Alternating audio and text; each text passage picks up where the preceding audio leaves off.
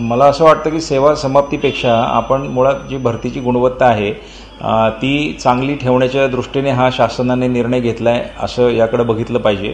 कारण अनुभव असा आहे की पूर्वी डी.एडच्या शैक्षणिक गुणवत्तेवर आधारित जी भरती झाली त्याबद्दल अनेकांचं आजसुद्धा म्हणजे मराठी मीडियम आणि इंग्लिश मीडियम दोघांचेही काही मुद्दे होते आणि ते शासनाने विचारात घेतलेले आहेत। ते आमच्याकडे बरीचशी निवेदनं वगैरे सुद्धा त्या मुलांनी दिलेली होती आणि त्याच्यातनं त्यांनी निर्णय असा घेतला आता शासनाने की आपण निवड आपली होईल, परंतु अनेक विभागांमध्ये जर आपण बघितलं इव्हन शासनातल्या अतिशय वरिष्ठ पदांवर सुद्धा नियुक्ती करताना परीक्षेचे मार्क्स हे एकीकडे असतात, परंतु विभागात आल्यानंतर विभागाच्या अंतर्गत परीक्षासुद्धा द्याव्या लागतात आणि त्या परीक्षांमध्ये उत्तीर्ण होणं आवश्यक असतं, अन्यथा आपली सेवा समाप्त केली जाते।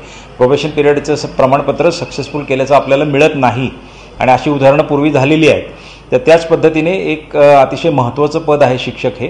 त्यामुळे आणि विशेष करून आपण जर इंग्रजीसाठी जर घेत असू तर इंग्रजीची क्षमता तर निर्विवाद असणं अत्यंत आवश्यक आहे, नाही तर ते पद घेण्यालाच काय अर्थ राहणार नाही।